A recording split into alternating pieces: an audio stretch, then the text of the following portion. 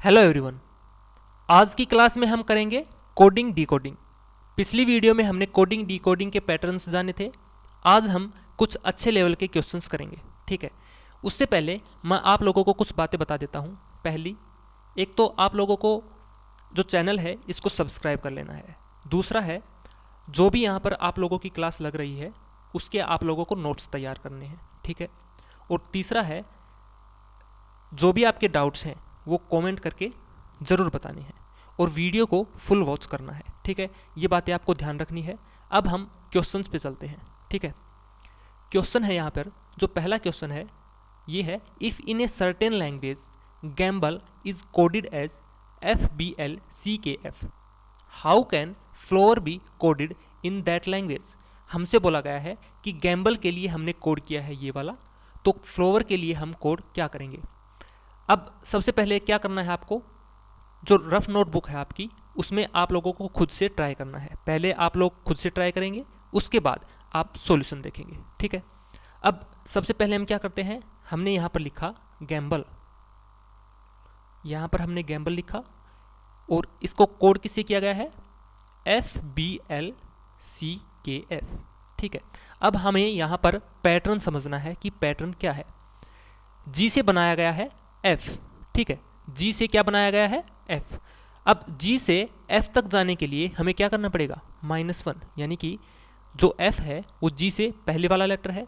अब A से हमें बनाना है क्या, B, यानी कि अगले वाला लेटर। A से अगला लेटर कौन सा है, B। यहाँ पर हमने कर दिया +1। अब M से जाना है L के पास, यानी कि -1। फिर से बिल्कुल सेम पैटर्न पे हमने कल किया था, वही पैटर्न है यहाँ पर भी। अब यहाँ पर क्या करना पड़ेगा, +1, यानी कि B से C पर जाने के लिए। अब L से K के पास जाने के लिए क्या करना पड़ेगा, -1, ठीक है। और E से F पर जाने के लिए हमें क्या किया, +1, यानी कि बिल्कुल सेम पैटर्न पे हमने कल क्वेश्चन किया था, वही पैटर्न यहाँ पर भी है। अब हमें बताना है फ्लोवर के लिए, फ्लोवर के लिए कोड क्या होगा। अब F से क्या बनेगा, यहाँ पर सबसे पहले क्या किया था, -1, यानी कि यहाँ पर भी क्या करना पड़ेगा, -1। F से जो पिछले वाला लेटर है वो कौन सा है, E, तो यहाँ पर हो गया E। अब यहाँ पर क्या करना पड़ेगा, +1, यानी कि L से जो अगले वाला लेटर है वो वाला। L से अगला लेटर कौन सा है, M। अब यहाँ पर क्या करेंगे, -1, यानी कि O से पिछले वाला लेटर। O से पिछले वाला लेटर कौन सा है, N।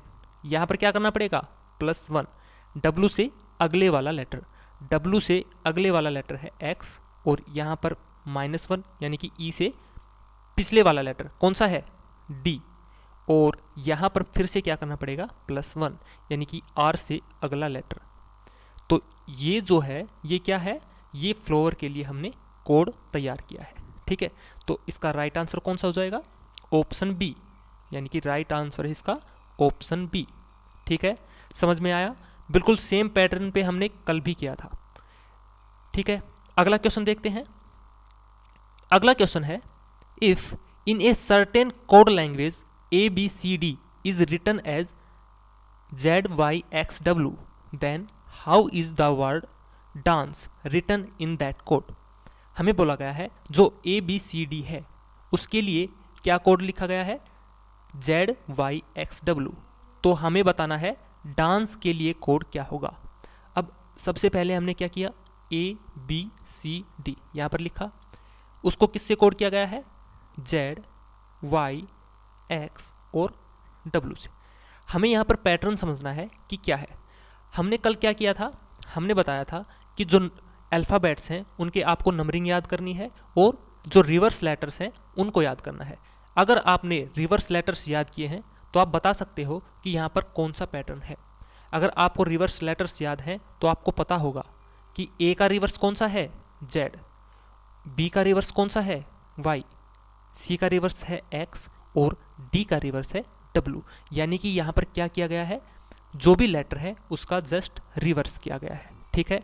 तो हमें निकालना है डांस का। तो डांस के लिए हम क्या लिख सकते हैं, डांस। D का जो रिवर्स है वो क्या होगा, D का होता है W, A का Z, N का M, C का होता है X और E का होता है, E का क्या होता है बताओ, V, ठीक है। तो जो डांस है उसके लिए हमें क्या कोड करना पड़ेगा, डांस का कोड होगा WZMXV। तो ये कौन सा है, ऑप्शन ए, यानी कि ऑप्शन क्या है, ऑप्शन ए हमारा राइट आंसर है। ठीक है, समझ में आया। बिल्कुल सेम पैटर्न पे हमने कल 2 क्वेश्चंस किए थे। ठीक है, उम्मीद है आप लोगों को समझ में आया होगा। अब थोड़े से अच्छे लेवल के क्वेश्चंस हम देखते हैं। ठीक है, आगे चलते हैं। यहाँ पर बोला गया है if in a certain language champion is coded as, इससे किया गया है how can negative be coded in that code.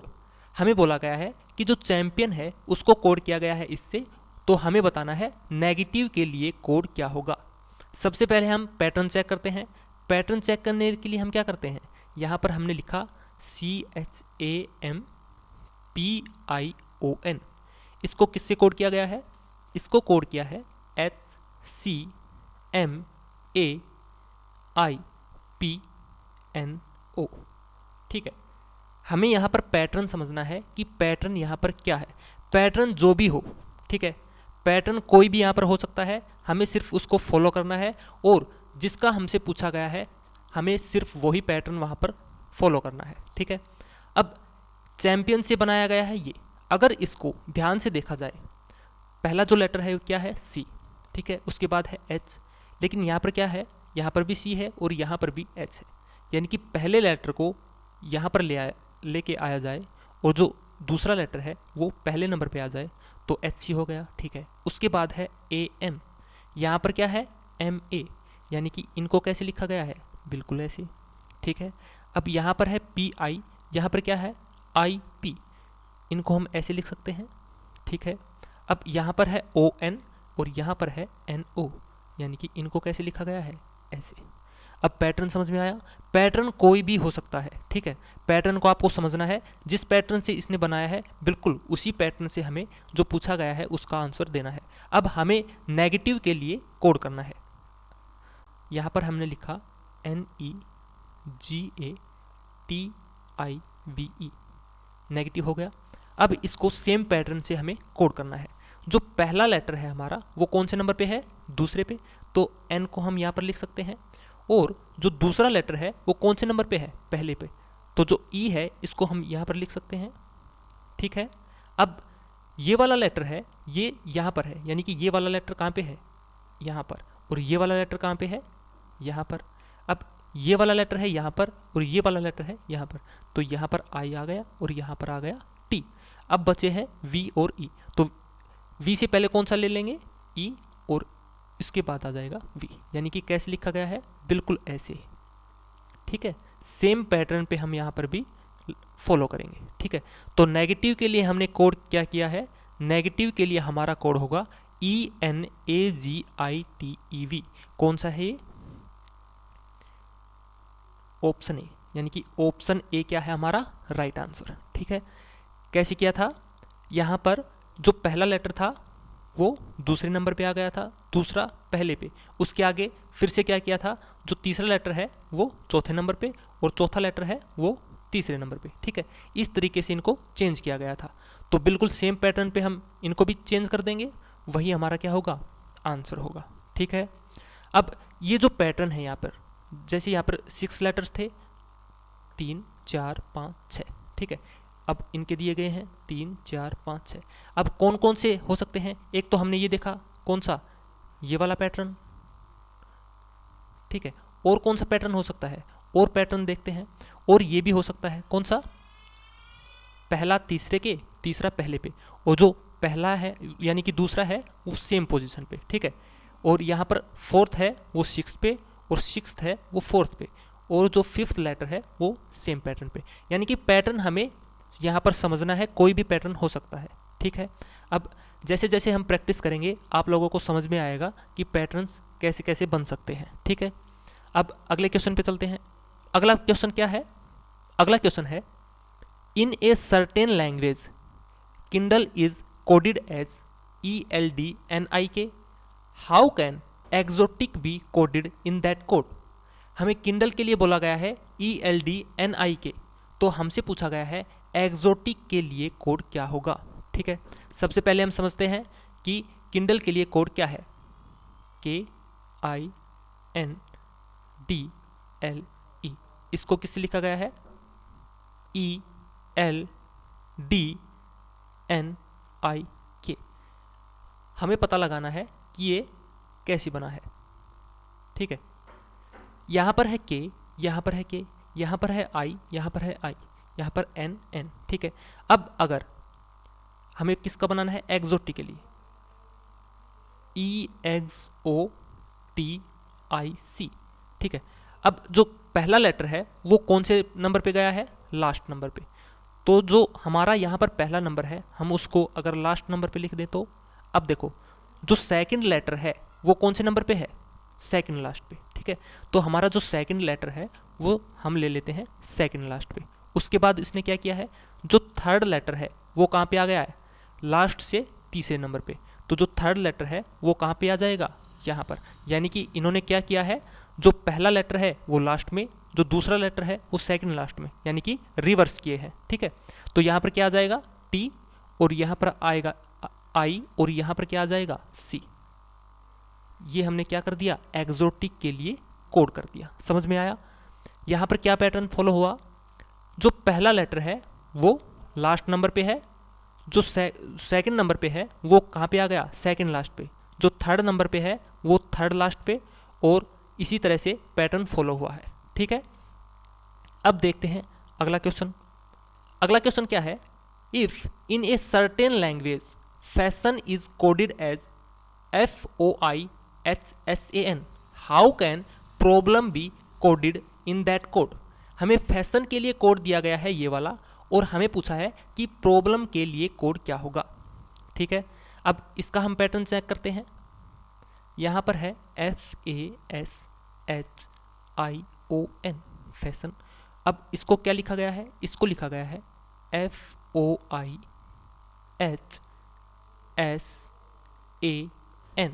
ठीक है। फैशन को किससे कोड किया गया है? इससे। अब हमें यहाँ पर पैटर्न समझना है कि पैटर्न यहाँ पर क्या है। जहाँ पर ये जो लेटर्स हैं सेम लेटर्स नीचे भी हैं, यानी कि इनको कुछ चेंज करके लिखा गया है। अब जो पहला लेटर है हमारा वो पहले लेटर पे है, जो लास्ट वाला है वो लास्ट वाले पे है, यानी कि पहले को इन्होंने बिल्कुल सेम जगह पे रखा है, और जो लास्ट वाला है उसको भी सेम जगह पर रखा है। अब हमें बनाना है प्रॉब्लम के लिए, तो यहाँ पर लिख लेते हैं प्रॉब्लम, PROBLEM,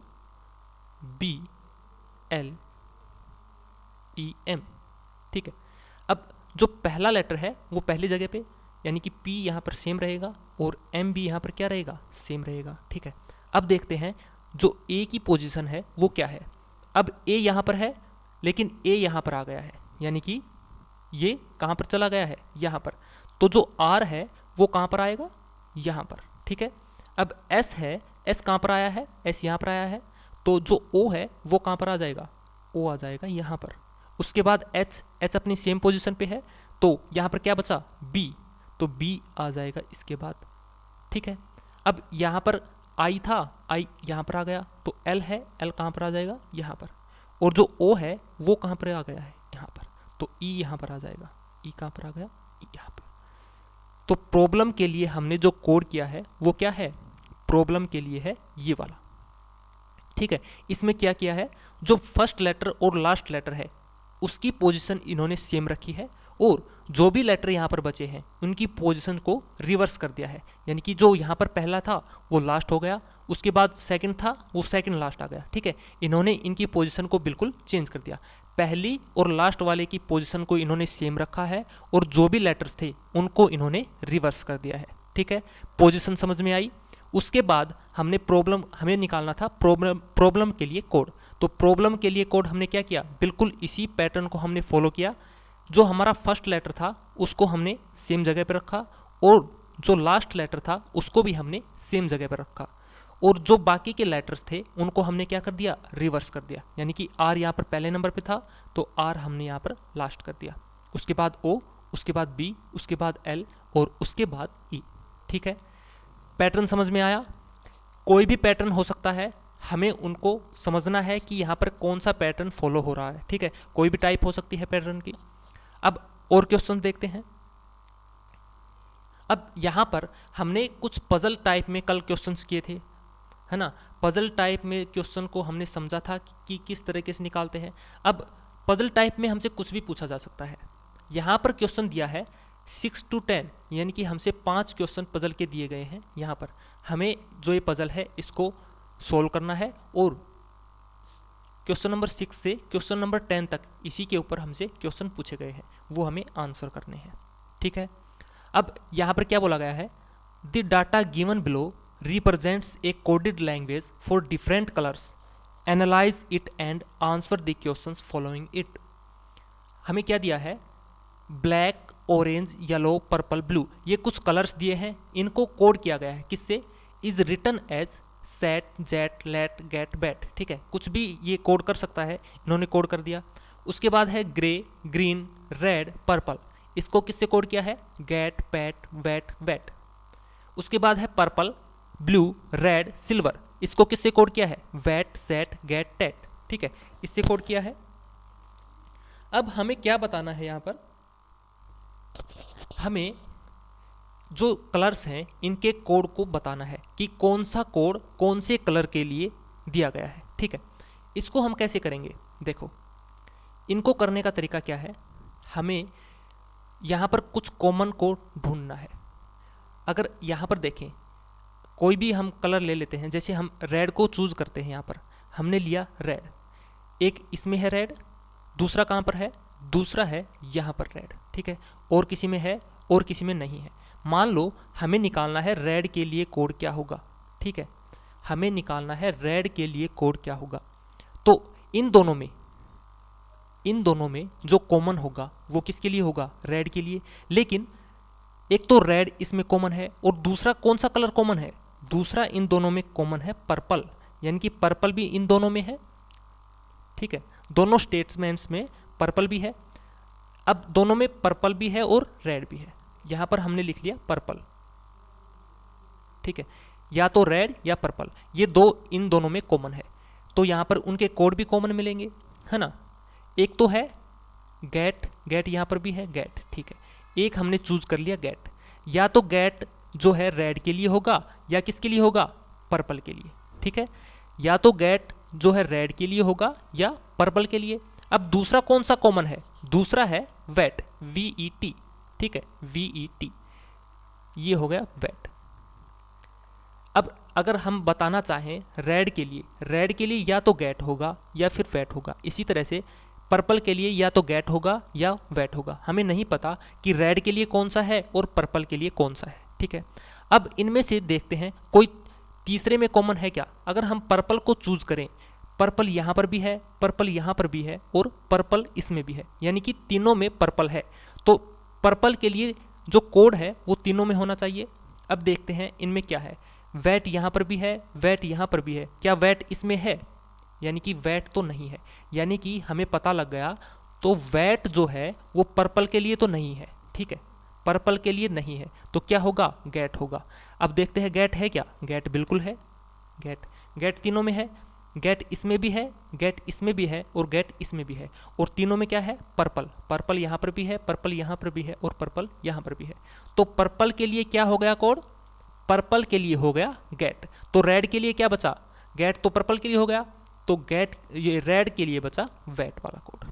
ठीक है, तो हम बता सकते हैं कि रेड के लिए कोड क्या होगा, रेड के लिए होगा ऑप्शन ए, यानी कि वेट वाला। ठीक है, अब यहाँ पर हम सभी कलर्स के अलग अलग निकाल लेते हैं।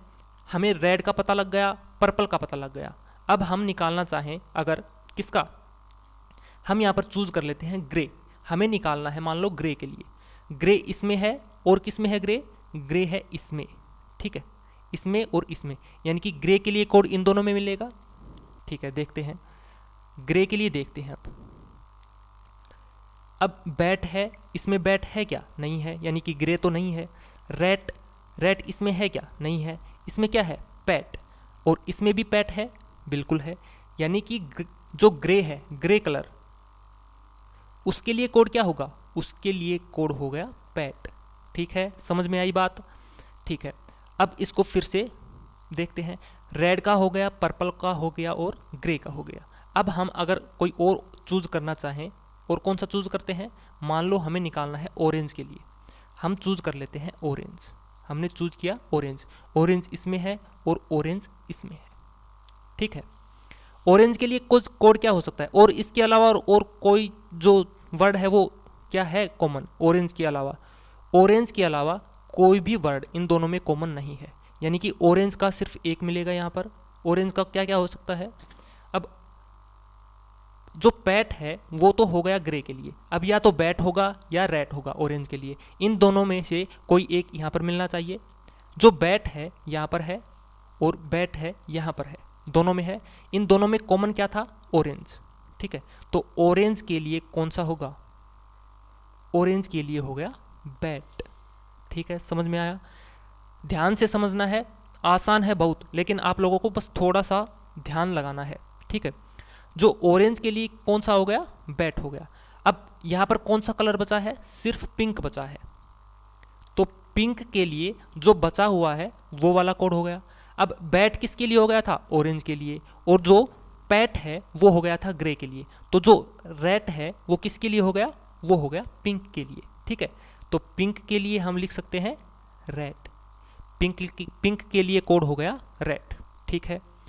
रेड, पर्पल, ग्रे, ऑरेंज और पिंक, ये सभी हमें पता लग गया है, ठीक है। और कौन सा कलर बचा है? और बचा है जैसे ब्लैक बच गया।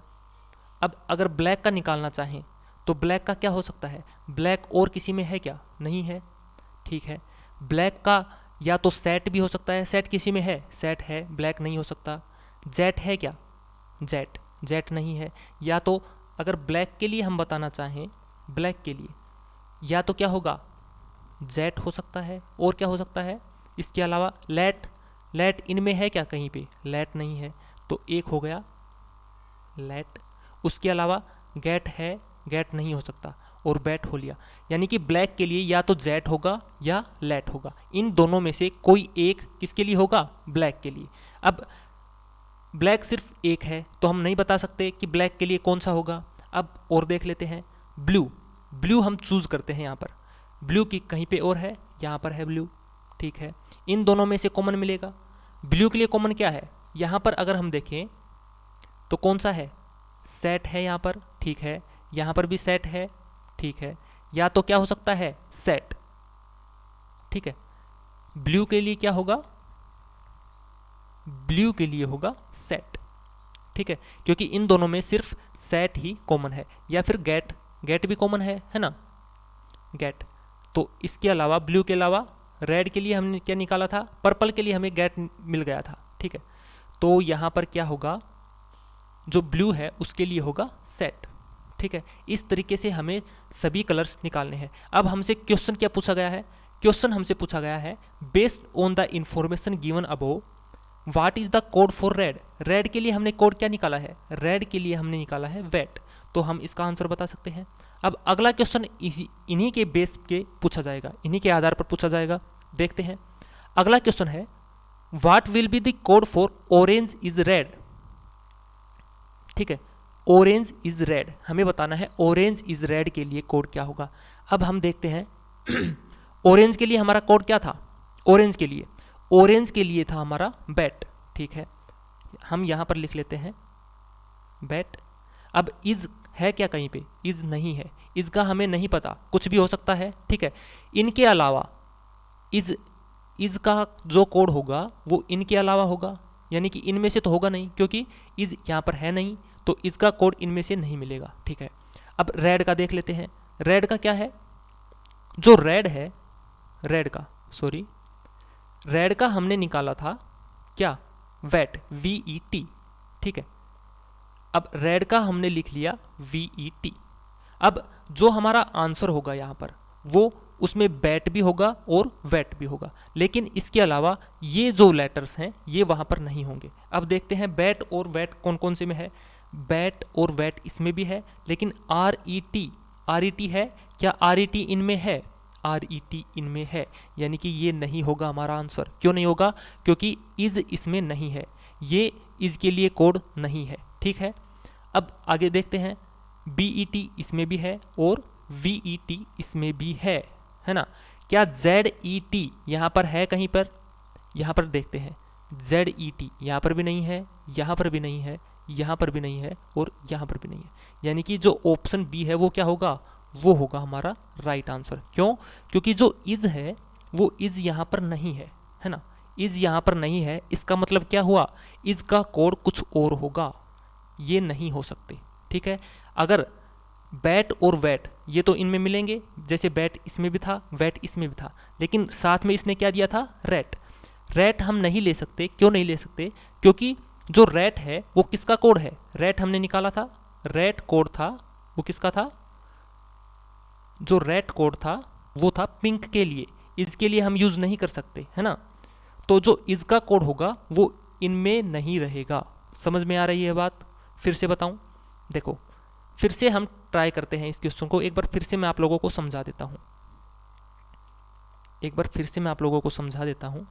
देखो इसमें हमें क्या करना है, हमें कुछ कलर्स यहाँ पर दिए हैं, ठीक है, ये कुछ कलर्स दिए हैं, इनका हमें दिया है कोड। यहाँ पर हमें हर कलर के लिए अलग कोड दिया गया है। हमें बताना है कि कौन से कलर के लिए कौन सा कोड है।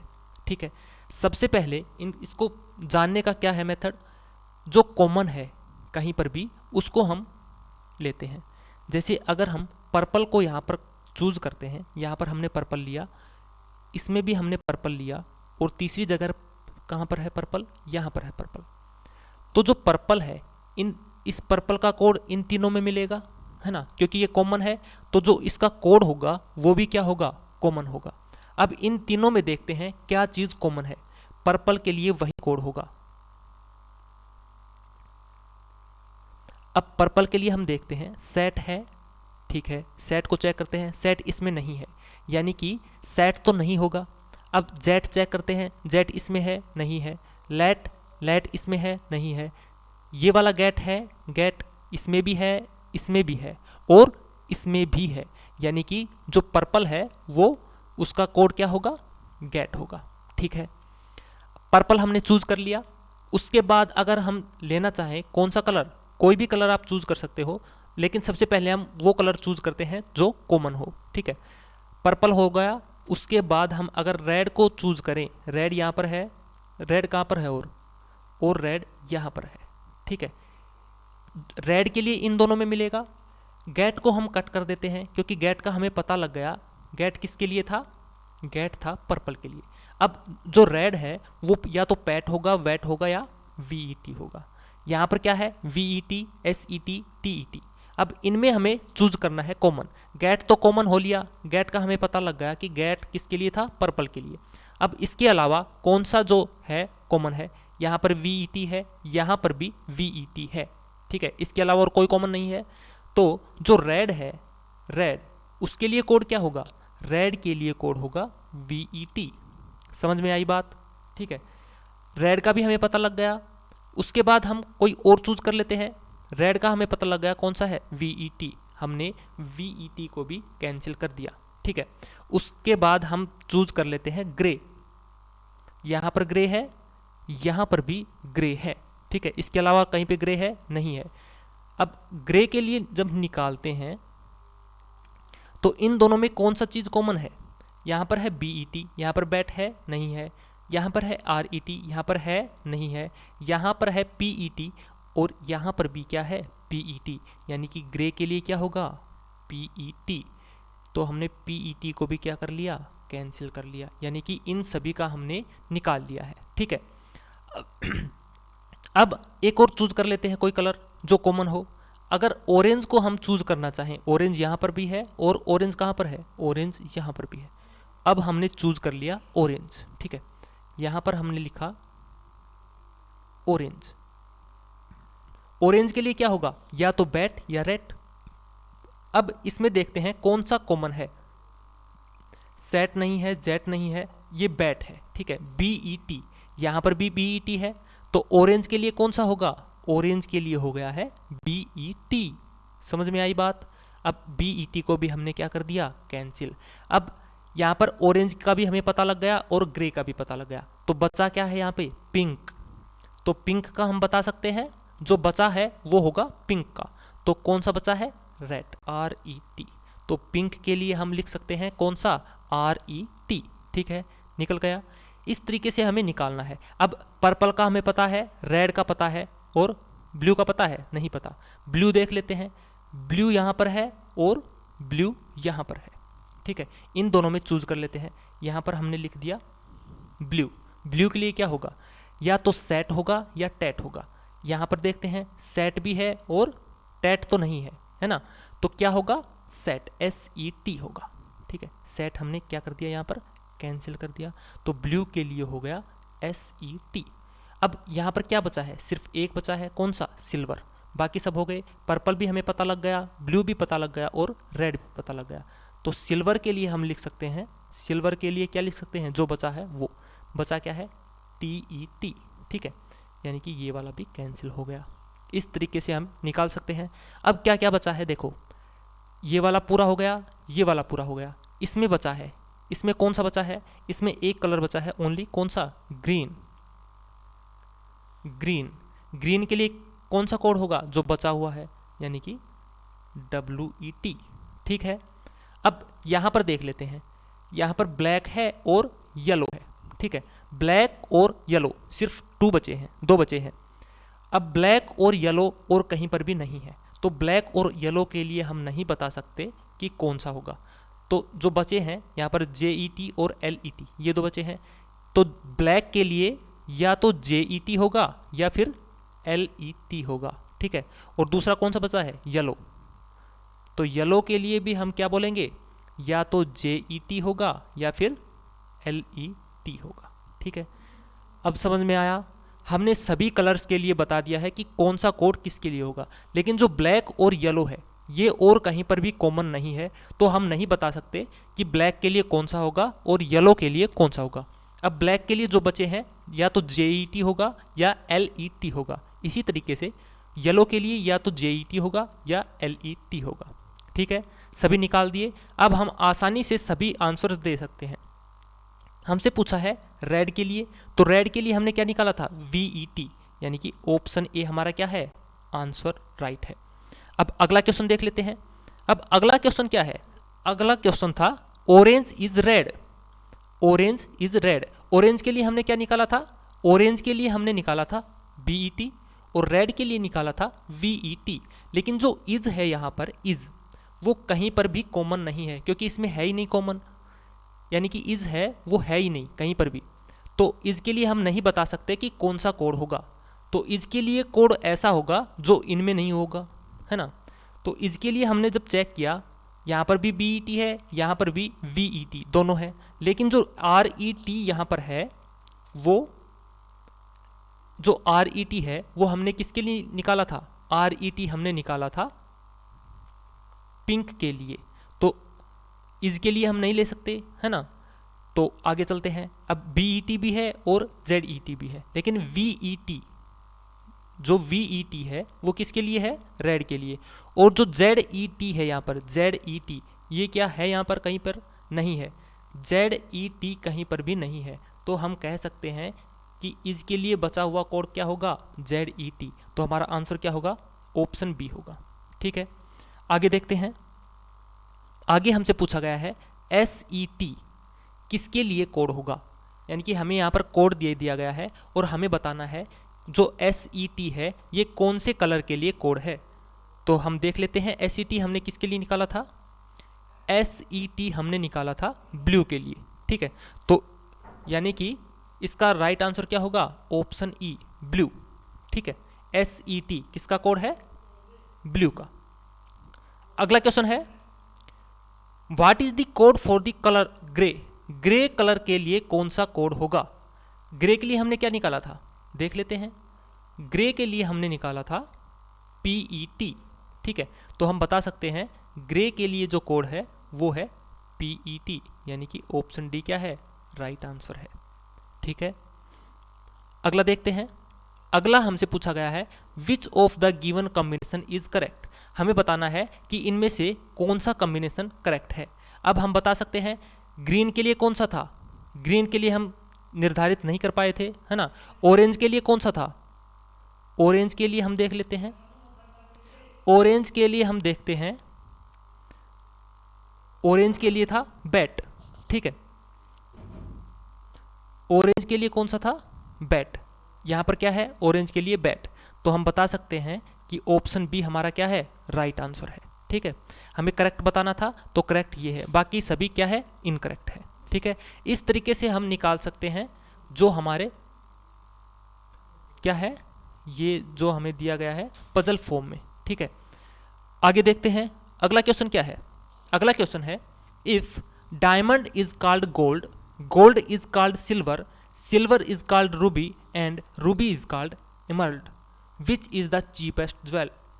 हमें बताना है, यहाँ पर क्या बोला गया है, जो डायमंड है उसको गोल्ड बोला जाता है, गोल्ड को बोला जाता है सिल्वर, सिल्वर को बोला जाता है रूबी एंड रूबी को बोला जाता है एमर्ल्ड।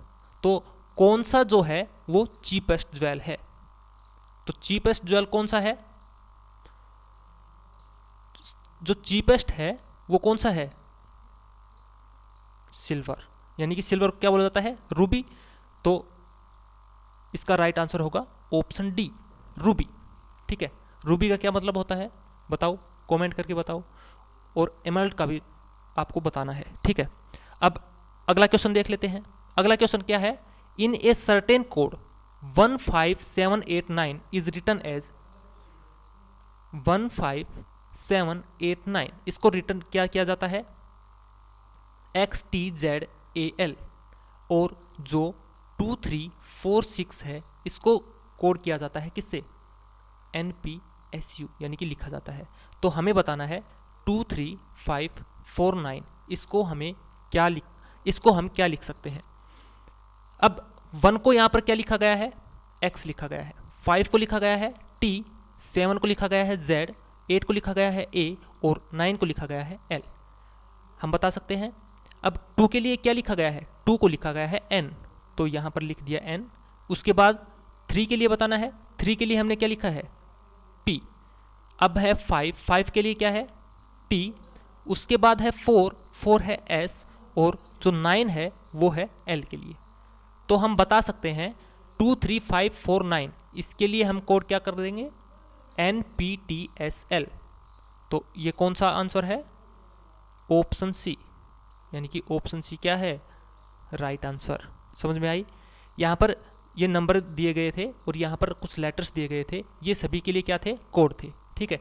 हमने यहाँ पर देखा 1 के लिए था X, 5 के लिए था T, 7 के लिए Z था, 8 के लिए A था और 9 के लिए L था, ठीक है। तो इस तरीके से हम बता सकते हैं कि 23549 के लिए क्या होगा, NPTSL। अगला क्वेश्चन है, if give is code as 5137 and BAT, bat के लिए is coded as 924, how is get coded. Give के लिए क्या है, गिव के लिए है 5137 और बैट के लिए है 924। तो जो गेट है उसके लिए कोड क्या होगा। अब जो G है, G के लिए क्या है 5, ठीक है। A के लिए है 2, T के लिए क्या है, T के लिए है 4 और E के लिए है 7, ठीक है, 5247। तो हम बता सकते हैं गेट के लिए क्या होगा 5247, यानी कि ऑप्शन सी क्या है, राइट आंसर। समझ में आ रहा है बात। देखो यहाँ पर गिव के लिए कोड दिया था हमें 5137, जो बैट है इसके लिए कोड है 924, हाउ इज गेट कोडेड। अब गिव के लिए है 5137 और बैट है उसके लिए है 924, तो गेट के लिए होगा 5247, ठीक है। जी के लिए हमने क्या बताया 5, ए के लिए क्या होगा 2, टी के लिए क्या होगा 4 और ई के लिए क्या होगा 7, ठीक है। अगला क्वेश्चन देख लेते हैं। अगला क्वेश्चन है, if sky is called sea, sea is called water, water is called air, air is called cloud and cloud is called river, then what do we drink when thirsty. हमें बोला गया है जो आसमान है उसको बोला जाता है समुद्र, समुद्र को बोला जाता है पानी, पानी को बोला जाता है हवा और हवा को बोला जाता है बादल, और बादलों को क्या बोला जाता है नदी, ठीक है। तो जब हम प्यासे होंगे यानी कि थ्रस्टी होंगे तो हम क्या पिएंगे? तो जब हम प्यासे होते हैं तो क्या पीते हैं? पानी, है ना। लेकिन यहाँ पर पानी को क्या बोला गया है?